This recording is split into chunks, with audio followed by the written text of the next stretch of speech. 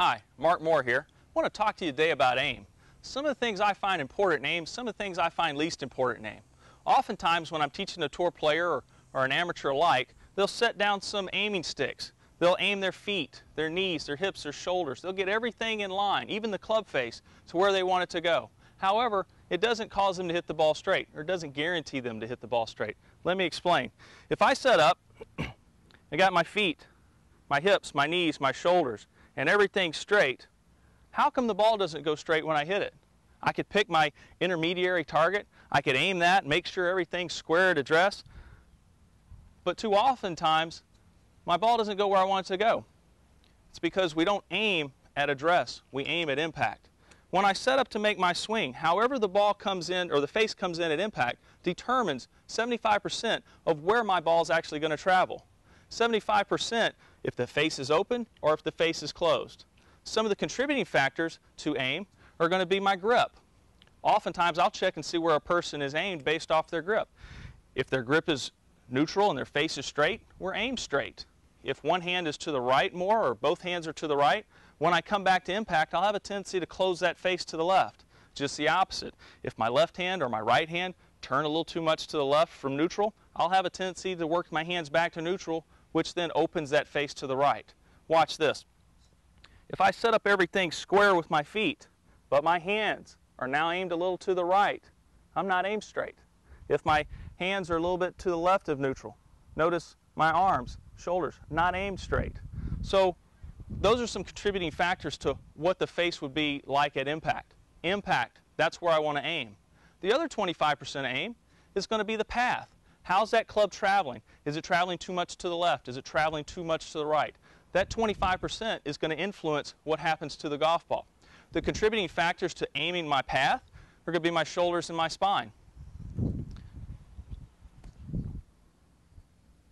When I set up to the ball and I go to make a swing and I somehow get tilted at the top, this tilt is going to cause the ball, my shoulders will always turn 90 degrees to my spine, will cause me to turn and come over the top.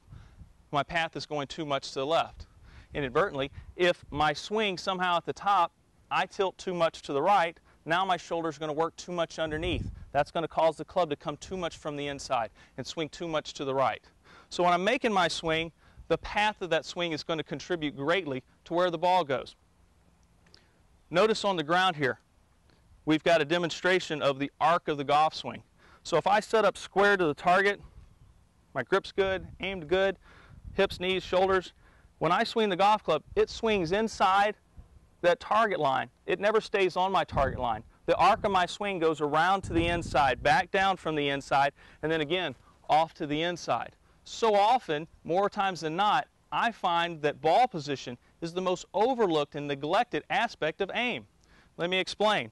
Oftentimes I'll ask a student, which one of these balls, if I'm swinging the golf club on an arc, which one of these balls would have its best chance of going off to the left? And they'll watch the club and they'll say, well, I guess the one off the left, too far up in your stance. I agree, that's correct. Then by your own admission, if that went to the left, which one of these balls would have a tendency to go more to the right? And they say, well, I guess the one that's back in your stance. I agree, that would go too much to the right. So when you're making your swing, ball position, I'll ask them, which one would I have a best chance of hitting down the middle? And they'll say, well, I guess the ball in the middle. I agree. So when I'm making my golf swing and the ball comes off the face, the path is going to have a huge determinant on how I'm going to have that face. Let me explain. If the ball position moves too far up in my stance, where we've all too often been told to play the ball, I'll set up square, I've got everything straight, but to get to this ball, I'm going to have to turn my body. I'm going to have to swing and come over the top.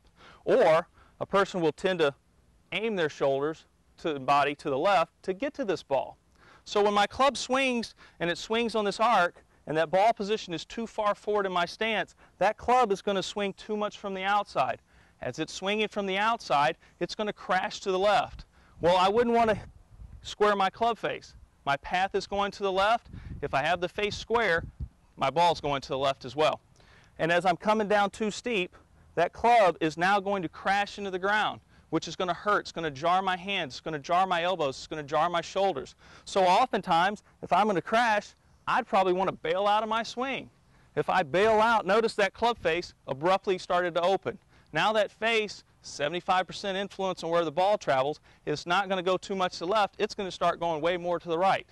So you say, well, how can I hit the ball straight?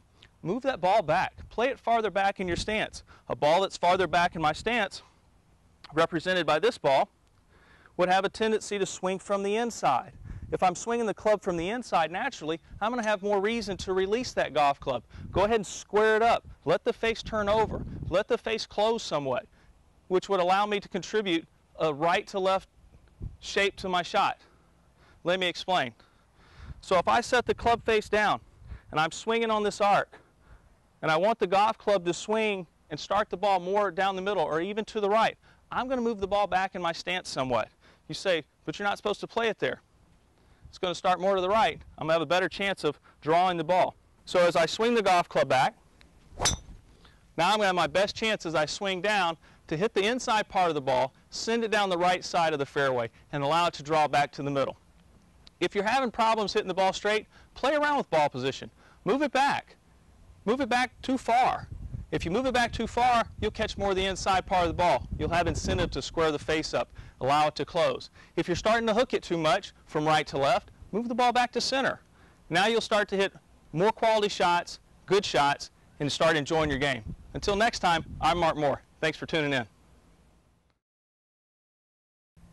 Hi, Mark Moore here. I want to talk to you today about timing. Timing between the swinging of my arms and my body. Imagine, if you will, if I set the club down, so the club face, my handle, and my body, represented by a belt buckle, are all on the starting line, which is going to be address, and the finish line will also be at impact.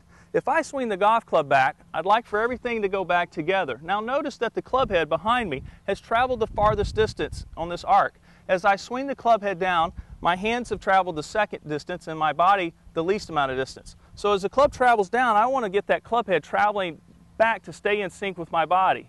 If for some reason my hips went faster than my body, I tend to leave the club head lagging behind, which is going to tend to be open at impact. Just the opposite. If I swung the club head down and got it faster and it outraced my body, then I tend to be closed and hit the outside part of the ball. Therefore, I would need to speed up my hips, speed up my body to get back in sync. So when I'm swinging the golf club, if I can keep it in front of me and I can keep it in sync, I'll have my best chance of delivering the club back to the ball. Wow, that was nice. So if you're having trouble with your timing, see if the club head needs to travel faster or if your hips need to travel faster. When you get your timing down, I know you're going to hit better shots, you're going to enjoy your game. Thanks again.